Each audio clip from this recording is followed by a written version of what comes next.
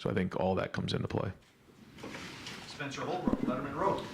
Ryan, when you reevaluate the offensive line right now and watch what Donovan's doing, is he playing his best football right now? And where have you seen most growth from him from last year to start of this year? Yeah, I think so. He's created champion here the last couple of weeks. And, everyone's looking to play their best football now. But, it's a combination of the run game and pass game that you have to be able to do both. And,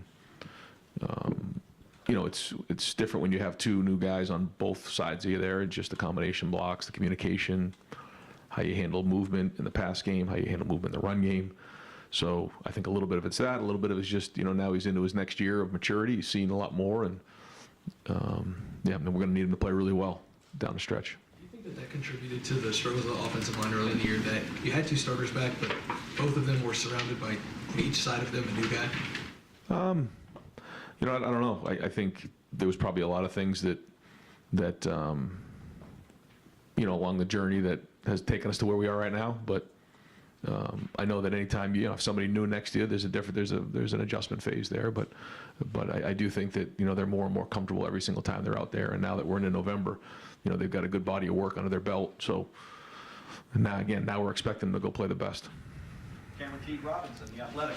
Ryan, you guys ran that split back set with Chip and Xavier in the backfield a decent amount on Saturday. Just what benefit does that give you? I mean, I guess obviously now you're healthier, so you play Chip and had Trey come off the bench there. But just how much of a benefit does it give you as a play caller to know you can do a little bit of both Chip and Xavier? Yeah, those guys can do multiple things, and anytime you see that, it can bring a lot of different variables to the table. You look at the way that Cade's running routes and blocking and protection. Same thing with G. Scott. You're seeing our receivers get involved with the run game. You're seeing multiple receivers carry the ball. You saw Marvin carry the ball. You've seen X carry the ball. You've seen Emeka carry the ball. And you're seeing Trey line up as a receiver at times. I mean, all those things help you when you're trying to attack a defense when they can do multiple things. Getting him in the backfield, because usually if he runs this route, you're going to have a linebacker on him. How much of a benefit is that, knowing his versatility, but you can have him in the backfield runner as well? Yeah, no, he's a mismatch in a lot of different areas, and that's our job as coaches to put him in those situations and try to find creative ways to get those matchups. But ultimately it comes down to blocking and taking care of the football and executing. But anytime we can put these guys in situations like that, that kind of like I think the one you're talking about is the throw down the sideline there, and kind of got set up after a couple of runs that way, and the guys put it on the field well, did a good job protecting it, and they did a nice job there. And if you watch the film, I think Marvin was double covered there, so that really opened up Xavier on the linebacker. Stephen Means, Cleveland.com. Just going back to when you first saw Kyle as a recruit, what about him did you like? What stood out from the get-go that made you want to offer him? Yeah, you saw his productive play on the field. You saw his size, his arm strength, intelligence, and just had a good way of leadership with the players. The guys in his class, he was the first one to jump on board and then brought a lot of guys with him. Once he got in the building, he was with Marv and Emeka in here on the drawing board right away, learning the offense and getting involved, throwing with those guys, great work ethic. So all of those things, led to it. He's 10 games into this season as a starter and coming off a game like he had last week. Is there anything that can help build confidence, just seeing the ball guys just go through the hoop in a game that he had on Saturday? Yeah. I think every time you're out there, you gain more and more confidence because it's not new anymore, and then it slows down. So I think the last couple of games has started out finding the speed of the game really well, much more efficient early on.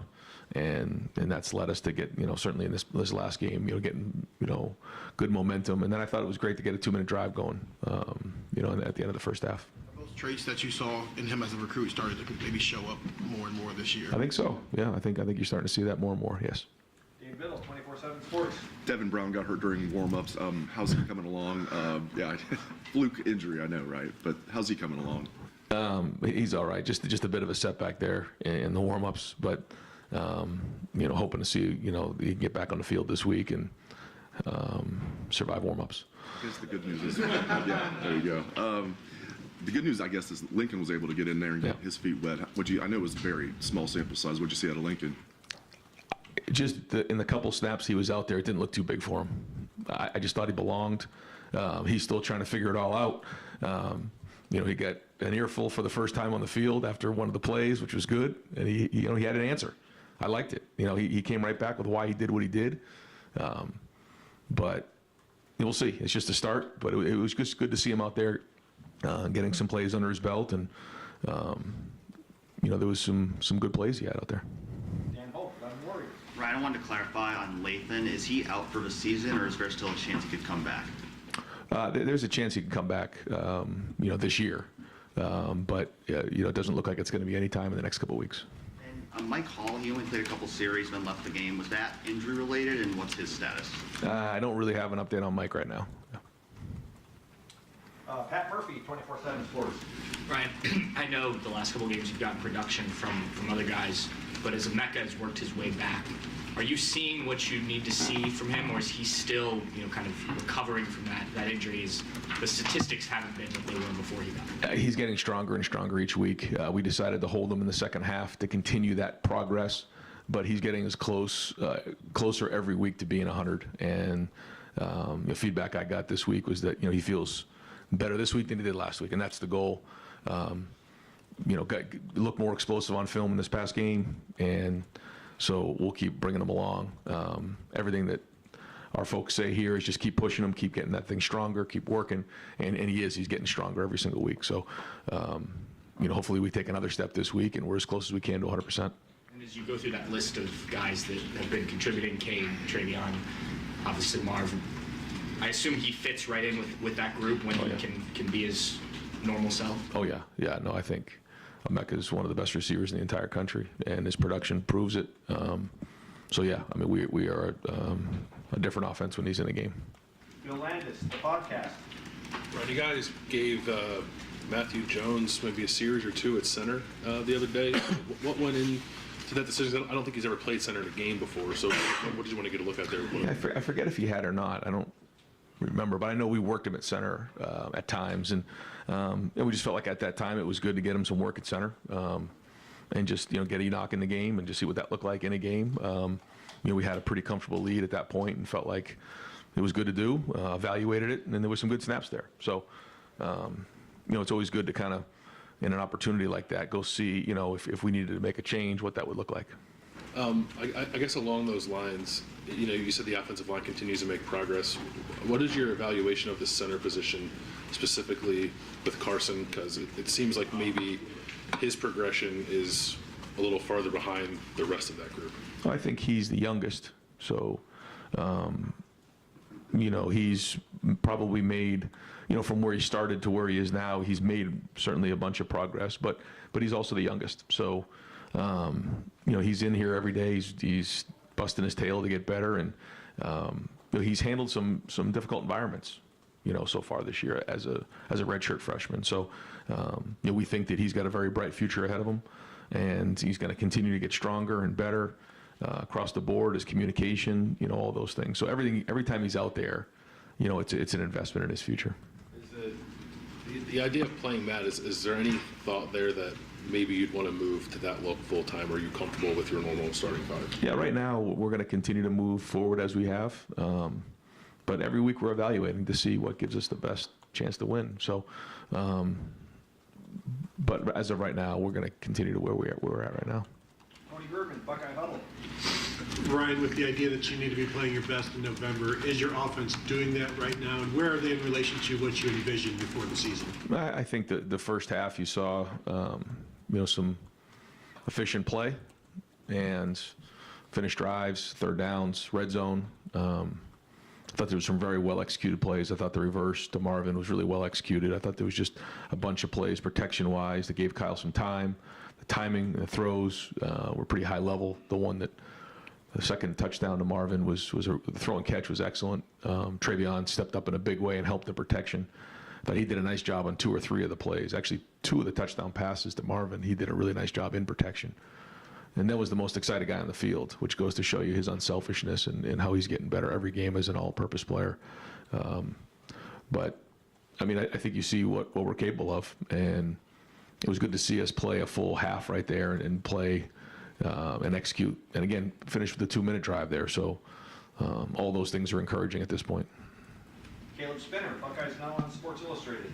Coach, Saturday, obviously, game against Minnesota, another chance to remain undefeated, but it's also a chance to honor some of the players who won't be coming back next year. What have the seniors, fifth years, graduates all meant to you during your time here at Ohio State? Well, a good portion of them, started when I that first year when I became the head coach, and so they've been just soldiers along the way, and mean so much to me and my family, to the staff, to the university. So I try to tell those guys all the time when we have home games, don't wait till the last one to take it all in. Starts from that first home game of your senior year. So I hope they've taken that advice, but when you have your last game there is a lot of emotions. So the good news is they got a team that's playing with confidence. There's leadership that they've shown, and they have an opportunity to really leave a legacy behind here over the next month. So, happy that they're going to get recognized in that moment, and they deserve it. Far left, Nathan Baird, Cleveland.com. So a year ago, losing someone like Lathan, maybe at this stage of the season, would have seemed pretty devastating. Not that you guys won't miss him this year too, but there also seems to be a structure here where you can maybe absorb that a little bit better. And how much of what you kind of tasked Perry and Tim with doing this past offseason was getting this defensive back group to this point, and how you feel like they accomplished that? Well, I think you evaluate everything at the end of the season, but everybody's responsible to make sure that they have production at their position and then depth along the way. You can't go pick anybody up off of waivers in college football, so you have to build depth, and there's a bunch of different ways to do that. But a big part of it is development, and certainly we're going to miss Lathan, but our guys are confident, with the guys in the room, and so we're just going to forge forward and with the guys that we have, and challenge those guys to play at a high level. Obviously, Sonny has done a lot of things, good things for you in that nickel position, playing close to the ball. Just as someone from an offensive standpoint, looking at him, how can he also still help you guys a lot at Bandit where Lathan is playing so good? Yeah, he's got a lot of versatility and can do many things, but it's going to be important for the other guys to step up in those areas where where does he fit in, and you just have to feel good at all the other spots back there, and then Sonny can take on a lot of responsibility, but we also want to make sure that he's playing fast and doing a great job. So we don't want to overload him, but at the same time he can do a lot, and that's important for the guys around him to make sure that they're playing at championship level. Joey Kaufman, Columbus Dispatch. Ryan, Jelani Thurman had his first catches last weekend with Joe being out, and Kid ever missed the game. Just where's Jelani at as far as kind of his development, how he can help you down the stretch? Well, we got to make sure that if he flashes a first down, he actually gets it. So that's the first coaching point for Jelani. And so I think Coach Bailey said, okay, that's enough of that, Jelani. Let's just catch the ball and hand the ball to the official. So that was the first coaching point. But it was great to see him out there. You can see his athleticism, size, power. You can see him, he's got really good hands. He's got a very bright future ahead of him. He understands that the tight end position is a developmental position, but he's put a year in now. So, he's going to get to the point where he's going to get on the field here real soon. And the talent is there. And if he continues on the same path that he's on, he's going to have a special career here at Ohio State. And you said Tommy was week to week. How's he look for this week, and same with Josh Proctor? Yeah, expecting to have a good week of practice for both of those guys. And, we'll have a better idea as we get towards the end of the week. Austin Ward, podcast. Ryan, are senior day decisions binding in this era with all the extra COVID years and everything? We've seen, Josh participate in the past. Like, is that actually going to be the way it looks like, or if they make a decision to walk, they can still retain that option? Yeah, they can. They can. If they're eligible, then we certainly allow them the option to do it, and then kind of go from there. Like you said, it's, I guess, a lot different than it was a decade ago. How everything's complicated in your position, but in terms of managing roster numbers and decisions in this time of year, and everybody's trying to weigh that, like, how clear is the picture for you or not with what, I know you want to win on Saturday first and foremost, but Right. you always have to keep an eye on the future. How difficult is that for you right now? Yeah, there's a lot of things in the balance, I would say, but maybe just try to plan ahead and make sure you have contingency plans in place, whether it's high school recruiting, whether it's, in the portal, those type of things. And so, I think the rules have made it such that you should be able to now adjust pretty quickly, based on some of the legislation that's been passed.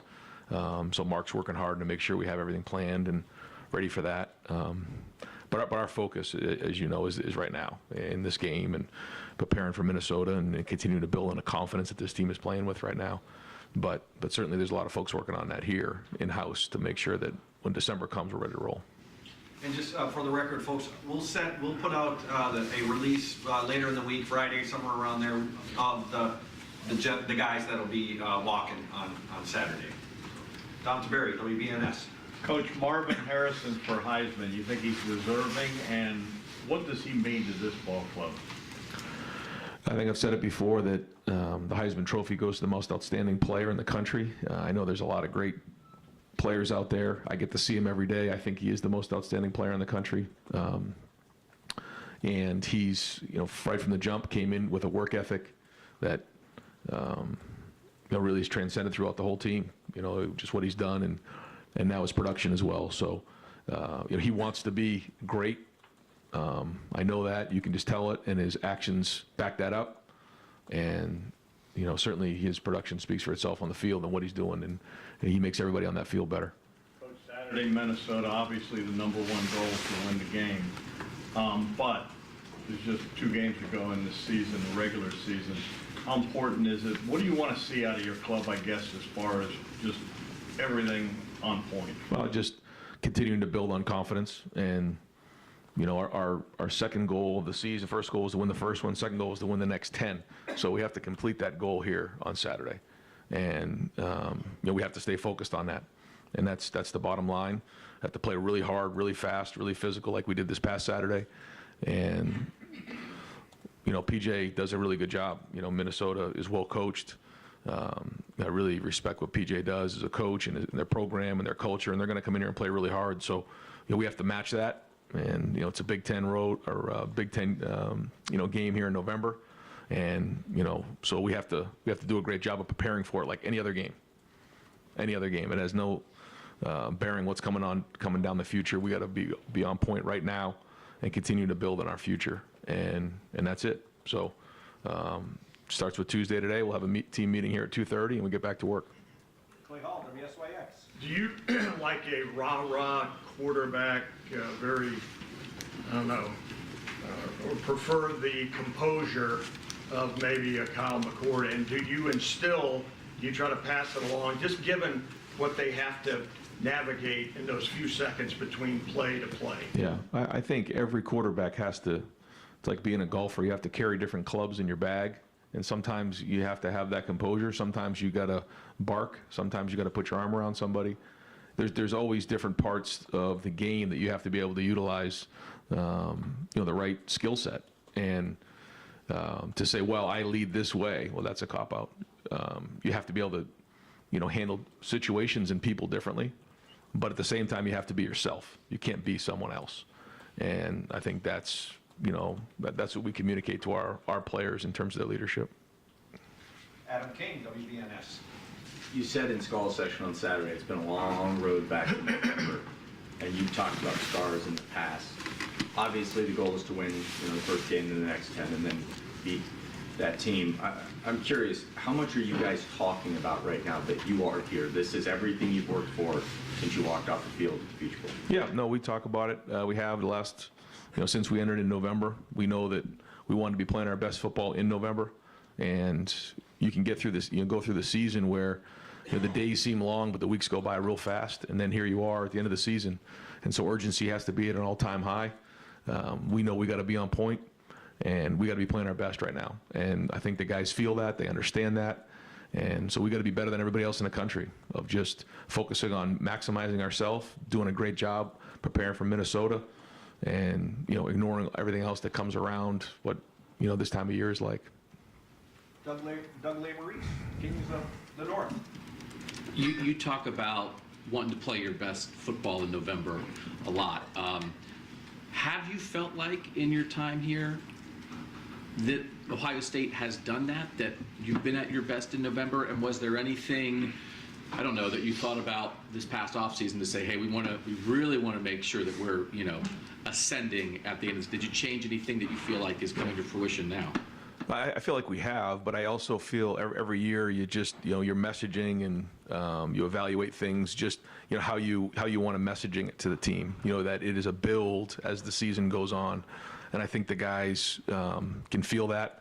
It's been clearly communicated that way, that we've got to build every week, and that momentum, and it kind of snowballs over time, the consistency of everything that you're doing on a daily basis, so that we're at our best at the end of the season. And so it's just been a messaging point to the team, something that we can tangibly like almost grab onto, that hey, we're getting better every week, and we know we got to be at our best at the end of the season, because that's when it matters the most. Bill Rabinowitz, Columbus Dispatch. And you were asked, Bill asked you about Carson Hinsman. Josh Simmons has actually been here less time. Obviously, he's played at San Diego State last year. It seems like he's developing some, progressing some. I want to get your assessment of where he is right now. Yeah, no, he's certainly is progressing. You can see the talent. When some unbelievable clips, just feet, power, hands. It's all there, and so it's every week it's coming together a little bit more for him. And same thing, just like a quarterback, it starts to slow down.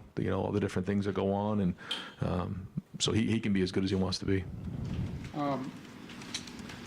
How much do you want to get to 7 o'clock on Saturday, and what will that be like?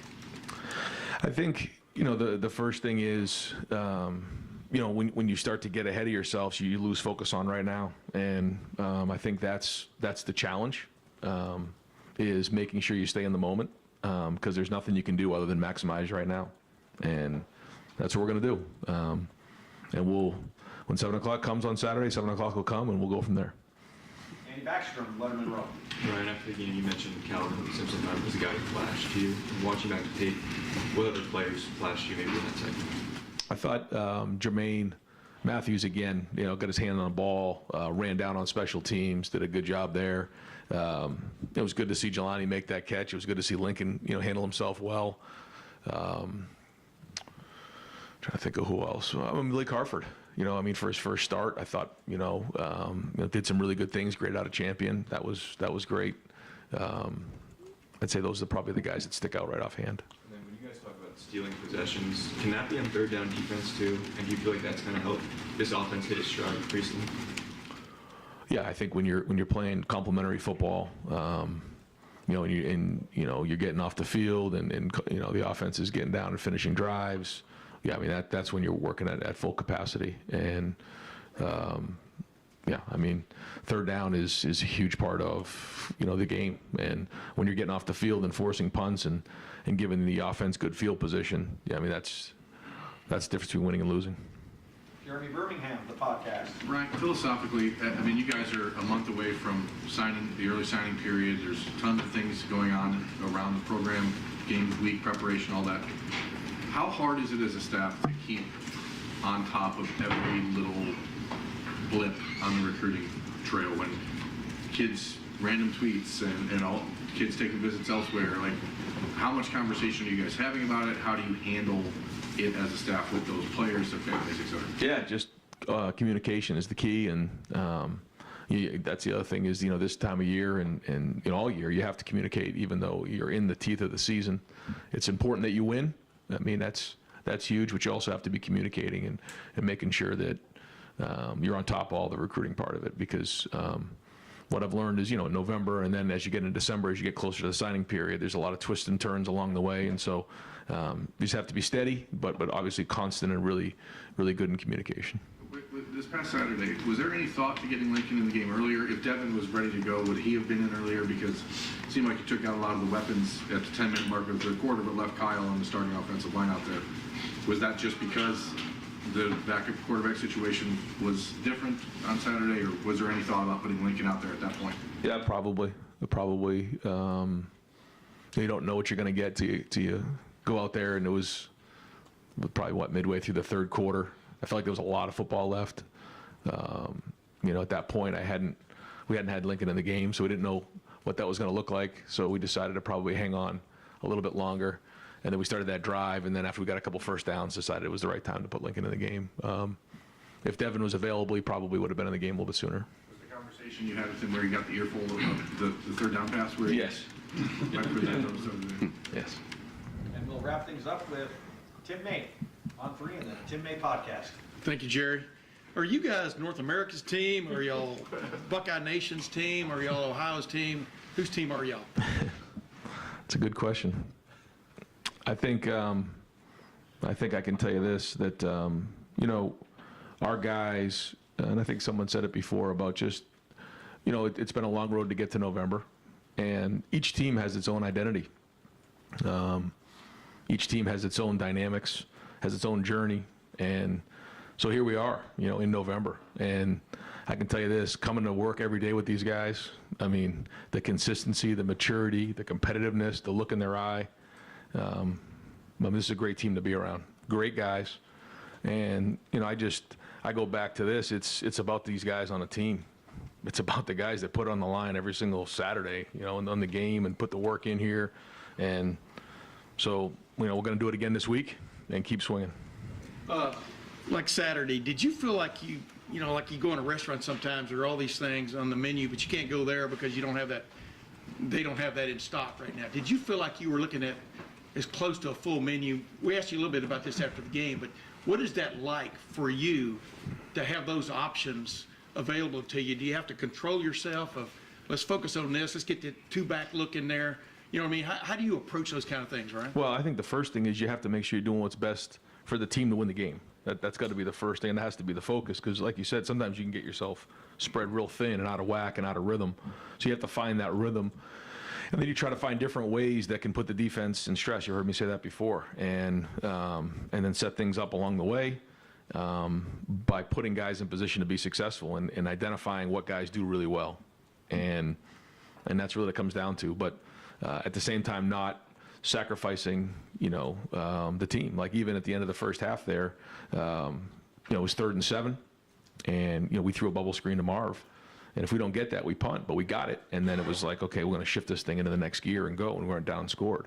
Because at that point, I think it was 28-3, would have been a good halftime score, and then come out in the second half and play. But so you always have to make sure that you're being aggressive, you're attacking, but you're going to do what's best for the team first. And listen, at this point in the year, 10-0, what is keeping you up at night? I don't even know if you sleep much at night.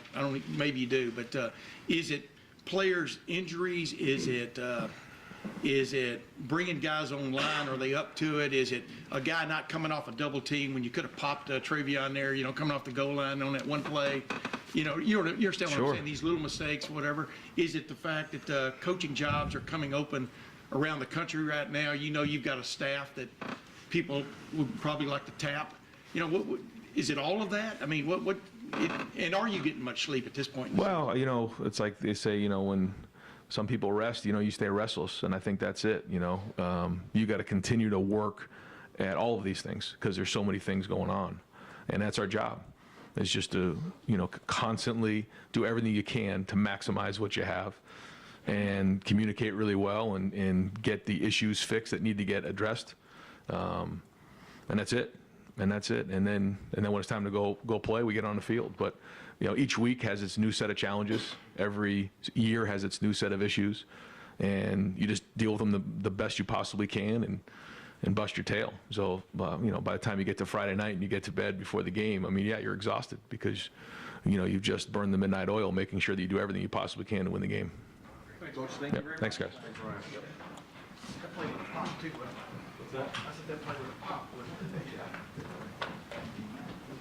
All right, good job, people. It's good practice for next week.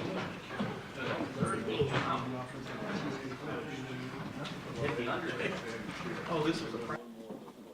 Next week will be like a lightning. Yeah, only 4 questions next week.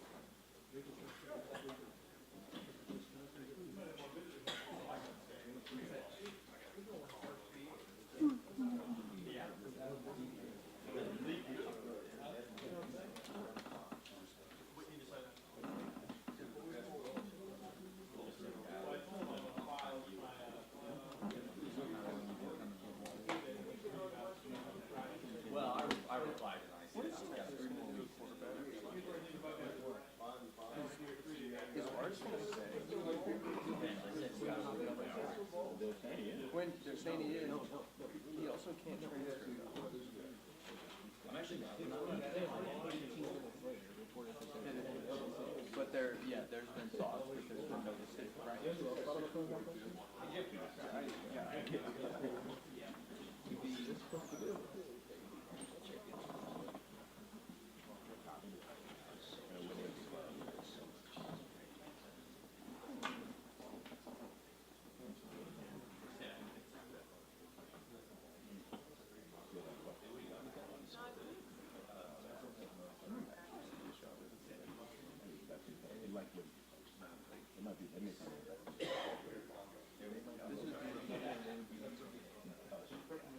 They would be doing it a different way, but yeah. I think that their offense would be awesome, but their defense would be. I mean, maybe beat. They would have.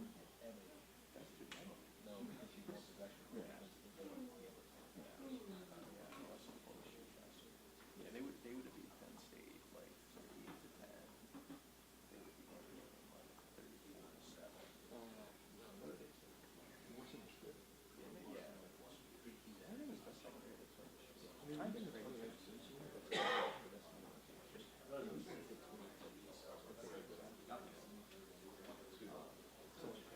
I know what she's saying. Can you imagine Ohio State had like Caleb here? It would be crazy,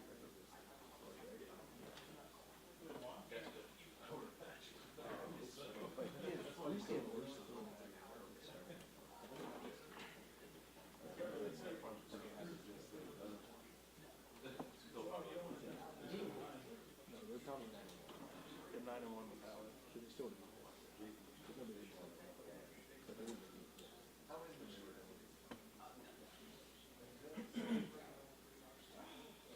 Get done with your podcast, head over to Hoops. Hoops interviews at like 2:30, 2:45, 2:15. I'll be there.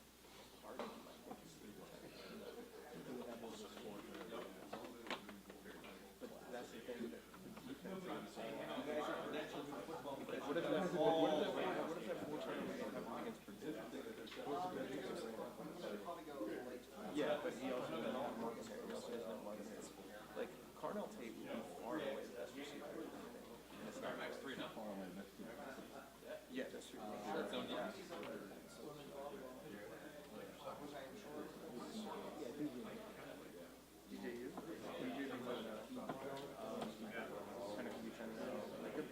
Travis, like that's like Spencer. That's I think he's much more This tournament got out of control. There was no one.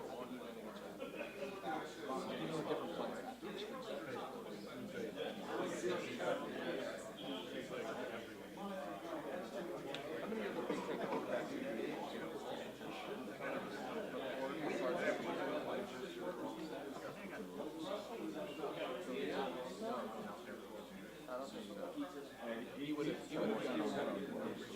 got so much.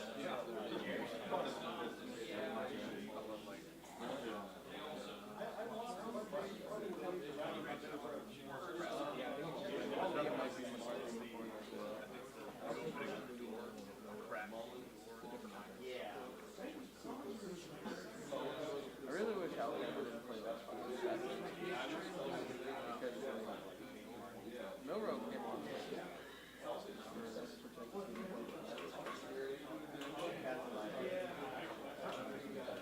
Thanks. Thanks.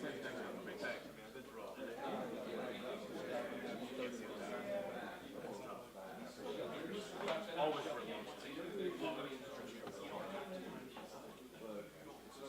Also,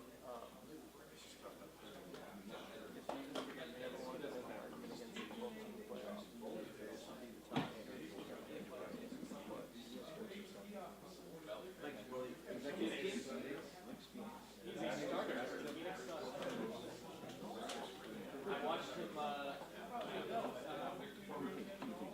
he comes off the bench, but he's not. Marcus, how you doing? The Burrow thing was weird because he became dry. Like Burrow was in college for a long time.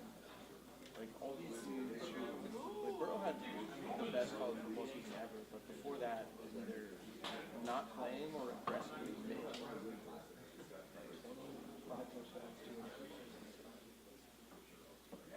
And like there was this argument that it wasn't insane. Burrow didn't have a ton of arm and he was throwing to Justin Jefferson and Jamar Chase and Terrace Marshall and Thaddeus Moss and Clyde in the backfield and his defense was cranked. Like there was an argument for Burrow. So like I get the Trevor Lawrence was Trevor Lawrence he was like proud as the number 1 overall pick by the time that he took over for Kelly Brown. Yeah, he was 18 years old and made the same move like immediately. Yeah, Dax is all about practice. Tomorrow, Sunday. Tomorrow, we're going to be. That's not allowed to happen. That's like 3 days. That'd be nice. Detroit team, AJ Brown deal, they were like a first.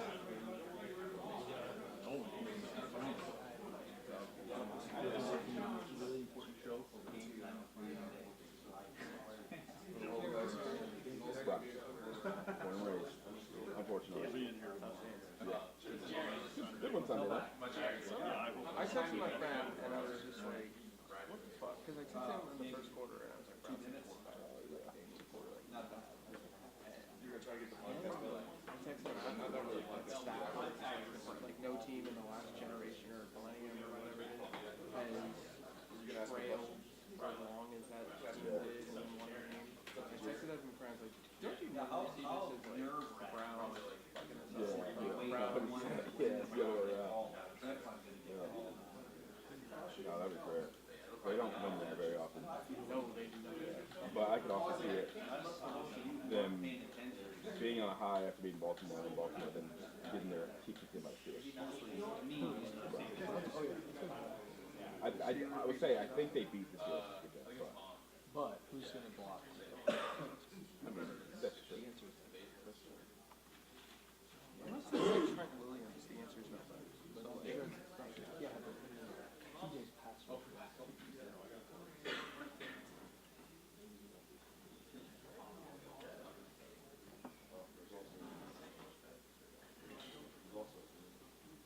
You didn't have to in front of this terrible bus crash?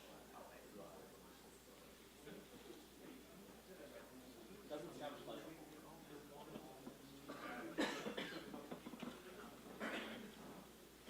Mark, you going straight to PG?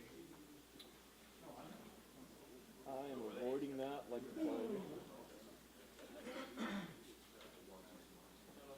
If it was at Toledo, I would do something like it, but it's freaking half hour from PG to the station, so It was not on the way home. A half hour to the station from PG? what good is it to be there at 3:30? I don't know.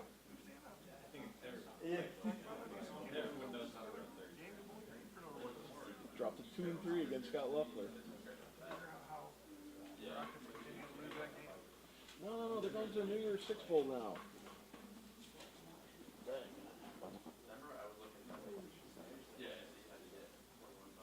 No, I'll let Feldkamp handle that bullshit so I don't have to deal with him. Hopefully. Yeah.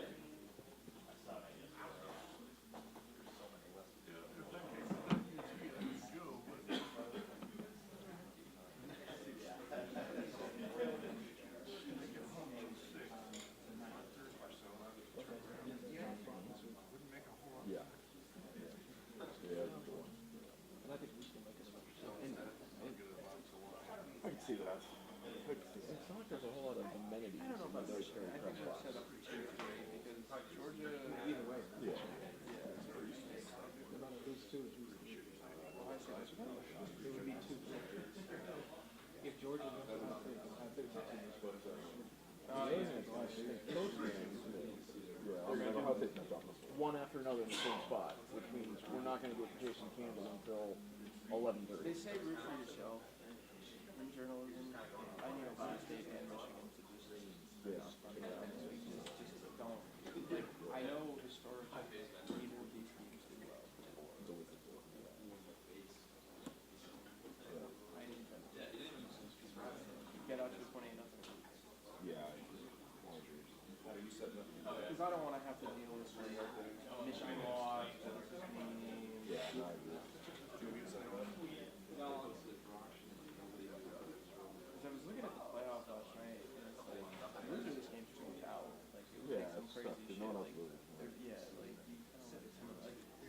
something like Oregon State beating Washington, because it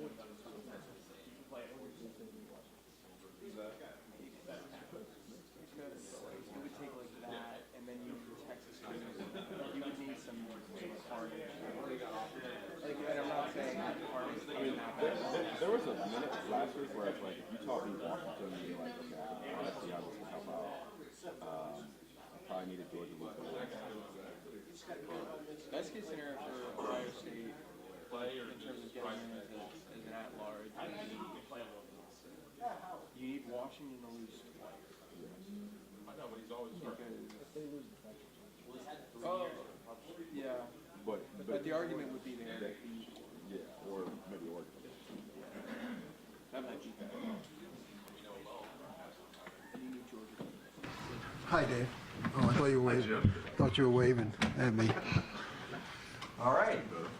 We will open up the floor with Dave Biddle, 24/7 Sports. If Mike is unable to go this week, who are some other D tackles that can step up in addition to Tyleek and Ty, like Hero Kanu, for example? Who are some guys that might step up? Yeah, I think Hero has made a lot of progress. He really has.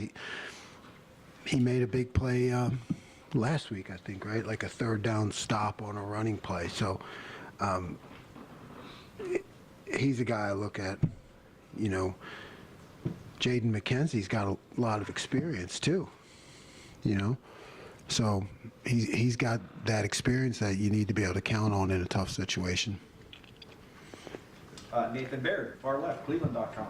Then we talked to you a lot about the attributes that Sonny's had that have made him such a good fit at nickel. What can make him equally strong at Bandit if he's playing there for Lathan the rest of this way? And does he give you anything that Lathan didn't?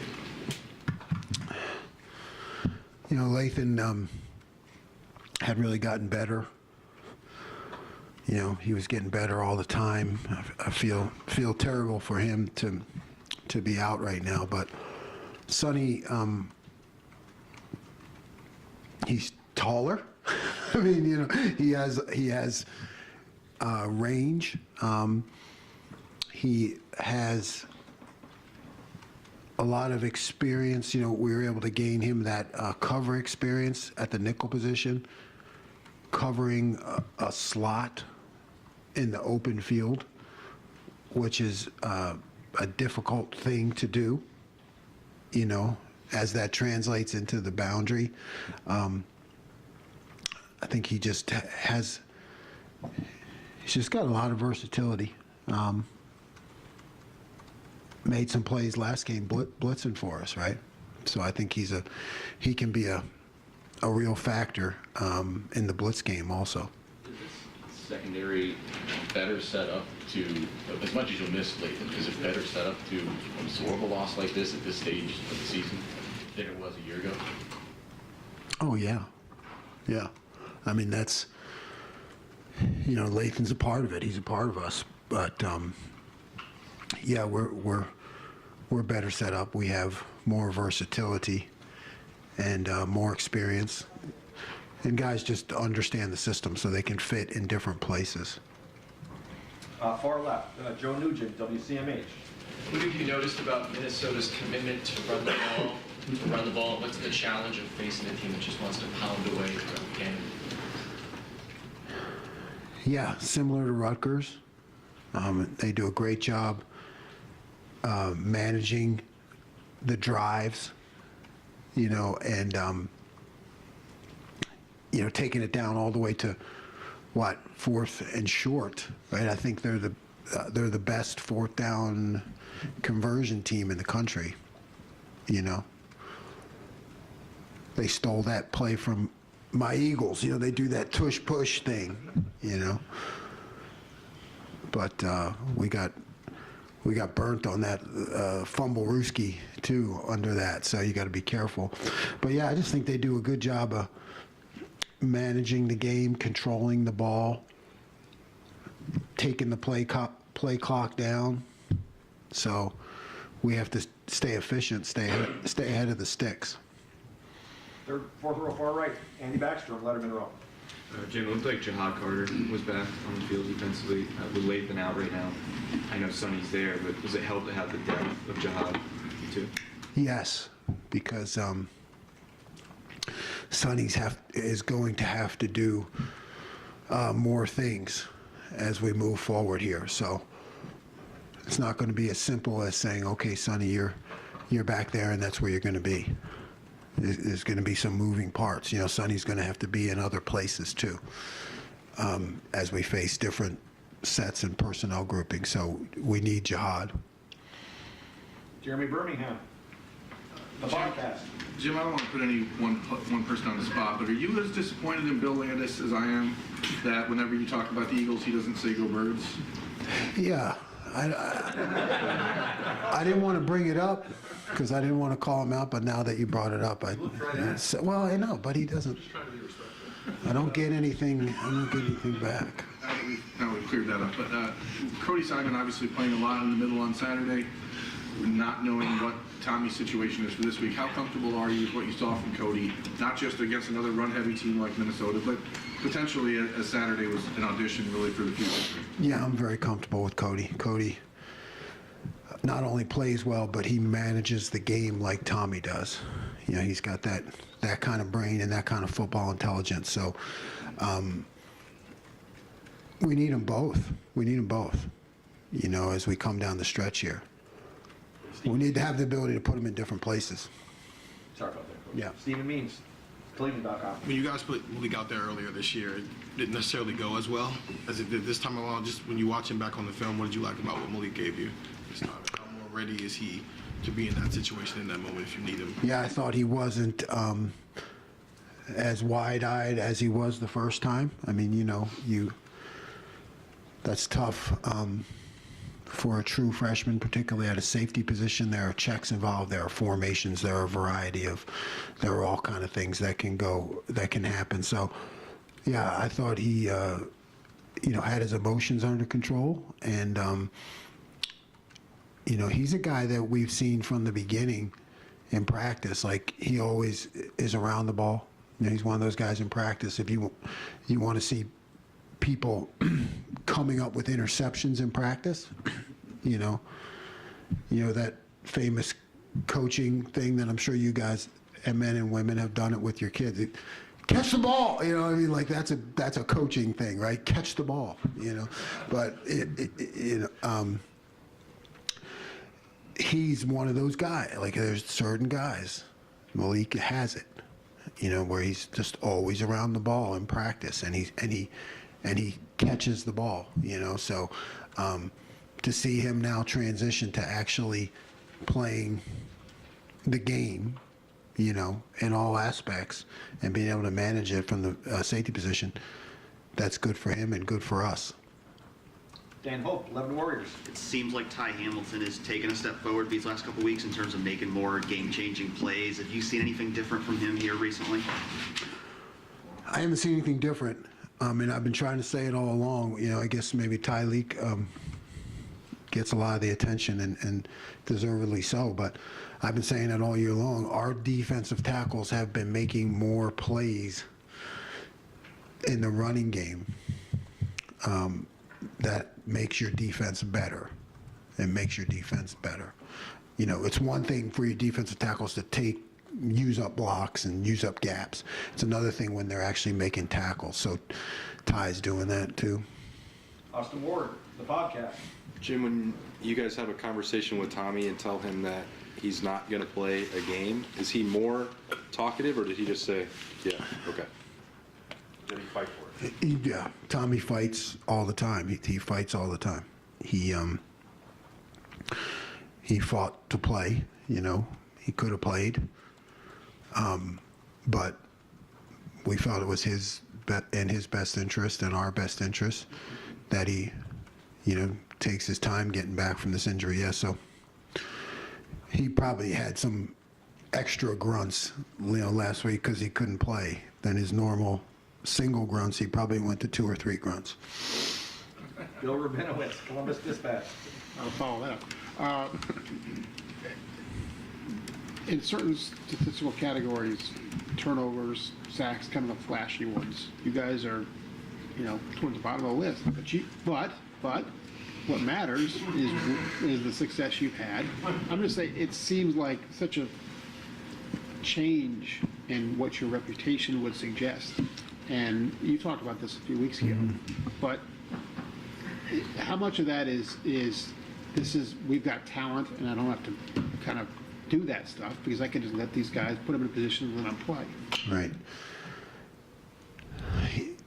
Yeah, I think, we've, like you said, I have adjusted, adapted to the talent, the situation, the program, doing what's in the best interest of the defense, the team, to win games and, to produce a top 5 defense.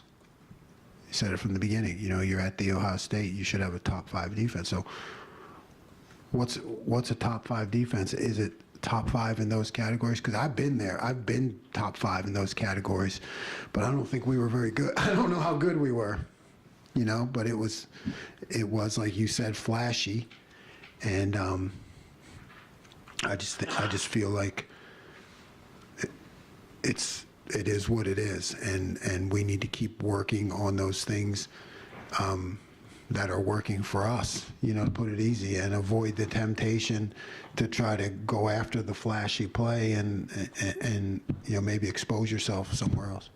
And how much of that is geared toward Michigan and then what happened last year and saying, okay, we're going to make sure we don't have those kind of breakdowns. We're going to, not that it's a one-game season, but you're gearing toward that all year.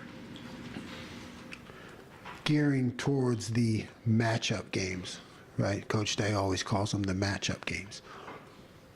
And we've had a couple already, right? So gearing towards the matchup games where we were not successful last year, and mainly because of explosive plays.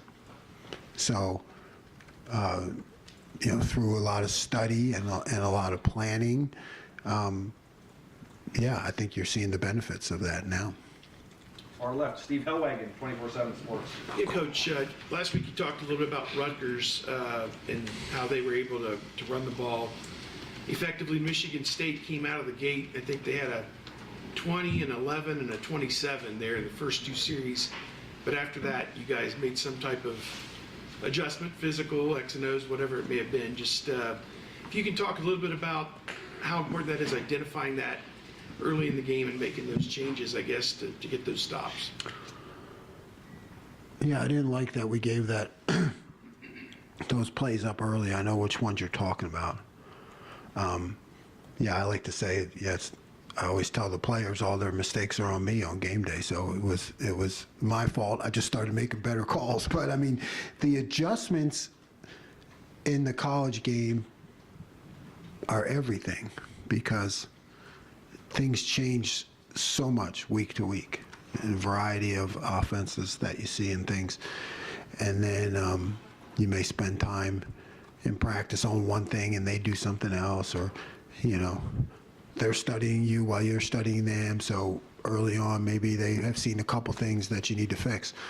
So the fact that we can make those adjustments successful on the field happen in real time, that's a big deal. I think it's really a key part of any success we've had. Are you confident in the physicality of this front 7, for lack of a better term, just front 6.5, however you want to put it, that when you get to these matchup games, which even this week, I mean, there's going to be a time where you're going to have to match up with them physically as well. But are you confident in that going forward? That's going to be there to contain what the other team's going to bring? Yes. Next question. What makes you so confident in that? I guess? You got body of work. Right.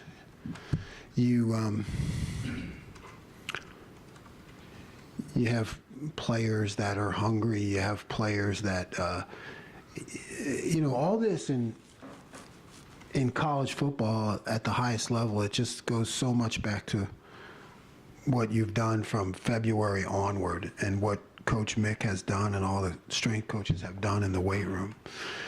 You know, it's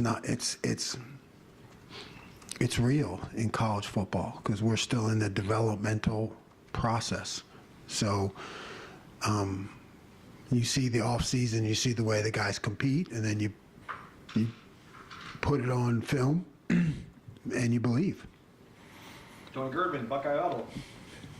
Jim, with the idea that you have to be playing your best ball in November, is your defense doing that right now? I'd say so. We gave up, I think it was 2 explosive plays last game. You know, so I would say yes, but you know, you have to keep getting better. I mean, that's the thing again about football. I mean, it's got to always be going like this. You know, you can't say, oh, okay, we're playing our best in November, so let's just stay at our best, because it's always like if you're not moving forward, you're moving backward.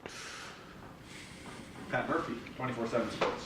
Jim, you talked about Cody stepping in physically for Tommy, but who handles all of the things Tommy brings that you've talked about this year when he's not on the field? Cody. I mean, he's they have very similar football intelligence. Cody has paid attention from the time I've arrived here and asked questions all the time. Actually speaks where Tommy grunts. I had to deal with Cody conversation. But yeah, he's got the same kind of mind, the same football vision. Dylan Davis, Delaware Gazette. On Saturday, Ryan mentioned Calvin Simpson-Hunt as the guy who flashed in the second half of that game. I guess what have you seen from his development in this first year? He's focused, right? Not a big talker, really, you know, good personality, but a positive and a focused kid. You know, you can coach him. You know, he doesn't get down when he makes a bad play in practice. You know, he's got a positive attitude, and he's fast. He's really, really fast, and that helps. Deep left, Caleb Spinner, Buckeyes Now and Sports Illustrated. Coach, I asked the same thing to Ryan Day just a little bit ago, but obviously it's not the primary objective on Saturday, getting the win is, but senior day is certainly a big part of this weekend against Minnesota. What have your 4th, 5th graduate year seniors meant to your defense? Yeah, they mean everything, particularly when you come in as a new coach, right? I mean, it's the older guys, you know, the veterans that if they buy into what you're saying, then you have a real chance, you know, to get the things implemented that you need to do. So these guys have been great to me, and I have not been the easiest person to deal with, but they've been really responsive, really coachable, interested in learning, and yeah, we'll miss them. Joey Kaufman, Columbus Dispatch. Jim, you talked about Tommy's personality, his grunts, is obviously not a guy, man, a few words. What effect, now that this is the second year with having your middle linebacker with that kind of personality, how has it shaped just the whole defensive guy? Yeah, I think it's a good point, right? I think it, we've become, in a large way, we've become really businesslike, really accountable, you know, really focused, like not a lot of, you know, not a lot of debate, you know, kind of like, here are the facts, here's what's happening, how do we fix it? Let's go out and kick ass, you know, because that's how Tommy is, you know, and you're right, it had a big effect on everything. Is that your ideal scenario? Is it just the way Tommy is? Or I don't know. Sometimes if you have an ideal scenario as a coach, you know, you end up trying to push the squad one way or another. I think you see what's there, and you just want leadership. You want leadership, and his happens to be a certain way, and people have bought into that. They respect him, and that's just kind of how our personality has become. Cameron T. Robinson, The Athletic. Jim, obviously, when defenses prepare for Holiday's offense, the goal is contain Marvin. But from your perspective, I'm just curious if you can put into context how difficult it is to slow down someone like that. Not only has skill, but it's moved around and used creatively like Ryan Day used. Yeah, coaching the offense and that Kyle Marvin, prep pride, by the way. Okay, that whole thing is difficult to handle for me in practice. I remember one time in practice, we had a bracket on him, 2 guys, and he went through both of them and just caught the ball. And I was like, how can that happen? We got 2 guys on him. Well, that's smart. He just went over both of them and caught him. So I think it's extremely challenging for a defense. And then the creativity that coach has, and all those guys do a great job of utilizing that. And there are other players on our offense that are really good. I just think it's a difficult challenge for a defense. Tim May Show on 3. Oh, thank you very much, Jerry. You guys are number 1 in the nation right now in pass efficiency. Defense, you're number 2 in against the score, and number 4 in total defense. What does that mean to you at all? Which of those are you more proud, or do you even take stock in that at the moment? No, I don't take any stock in. Well, it beats not being that. Yeah. Right, it beats not being that. But I'd rather have that all be the way at the end of the season, right? That's when you look at statistics. But just now we're just focused on what's happening in the game. How do we get better? What do we need to do to stop them? And I always try to tell them that defense, stats, whatever, doesn't matter. Defense is a right now proposition. Either you stop them or you don't stop them. So it's, you can't punt on defense. You guys have heard me make that joke before. I've been in plenty of times in my career where I'd say, hey, we don't want to play anymore. Can we punt the ball, get out of here? So really, his stats, it doesn't matter. It's like, did you stop him or not? What have you done for me lately?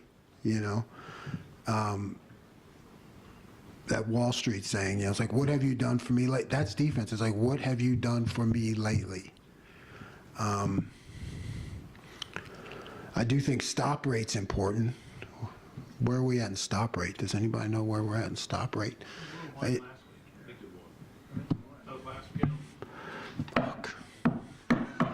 Yeah, I asked. What am I doing? See, you guys bait me into this stuff, Tim.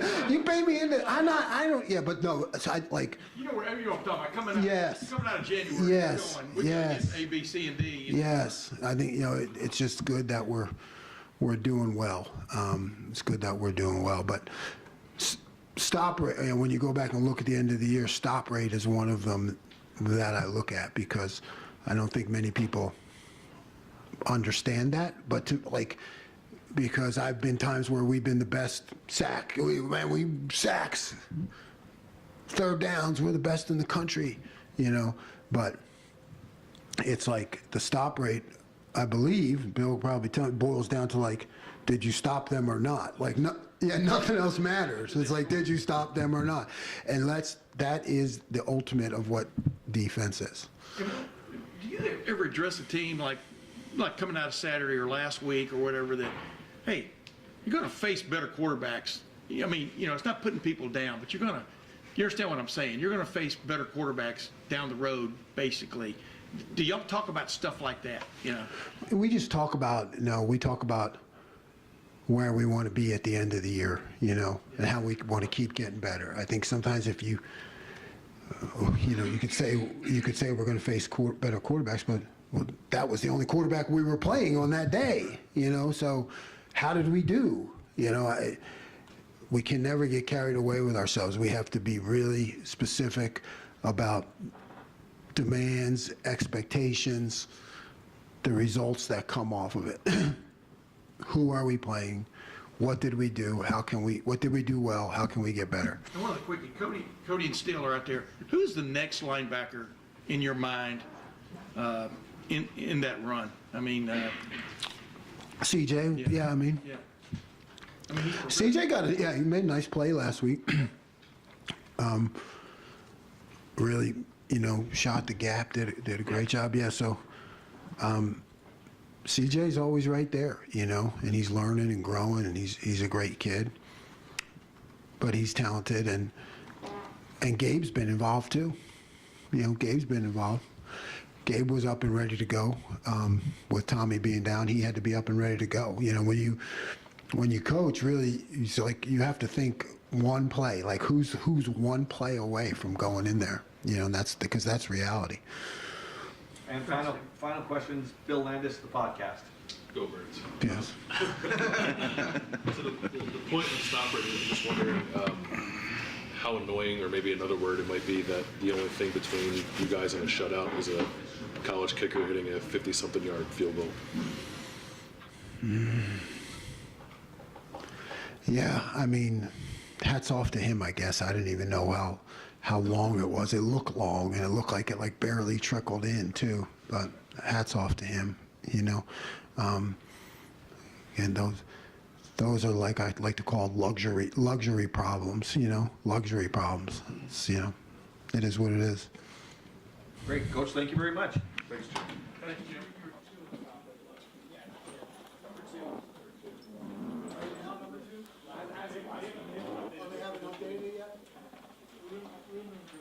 You don't know